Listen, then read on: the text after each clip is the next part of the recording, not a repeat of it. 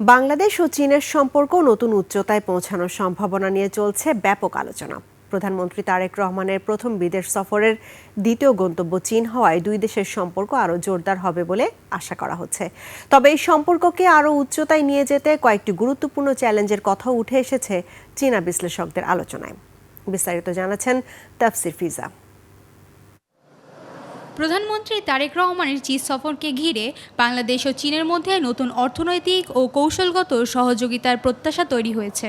ধারণা করা হচ্ছে সফরকালে 15টিরও বেশি দ্বিপাক্ষীয় চুক্তি ও সমঝোতামূলক স্বাক্ষর হতে পারে, যার মধ্যে থাকবে অবকাঠামো ও শিল্প খাতের বড় প্রকল্প। সংবাদ মাধ্যম গ্লোবাল টাইমস তাদের বিশ্লেষণে বলেছে, কূটনৈতিক সম্পর্কের 5 দশকের বেশি সময় বাংলাদেশ ও চীন পারস্পরিক শ্রদ্ধা, সমতা, উন্নয়ন সহযোগিতার ভিত্তিতে একটি শক্তিশালী অংশীদারিত্ব গড়ে তুলেছে। চীন টানা 15 বছর ধরে বাংলাদেশের বৃহত্তম বাণিজ্য অংশীদার।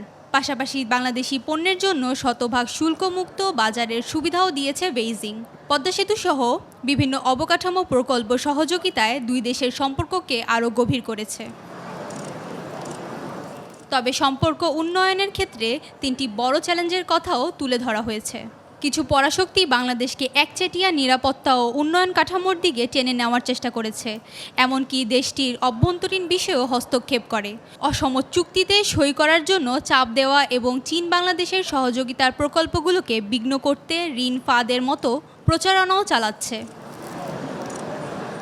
দ্বিতীয়ত, বাংলাদেশের অভ্যন্তরীণ রাজনৈতিক স্থিতিশীলতা ও নীতির ধারাবাহিকতা। আর তৃতীয়ত, চীন ও বাংলাদেশের কিছু নীতি নির্ধারক দৃষ্টিভঙ্গির পার্থক্য। বাংলাদেশের একটি অংশ এখনও পশ্চিমা উন্নয়ন মডেলের প্রভাব থেকে পুরোপুরি বেরিয়ে আসতে পারেনি।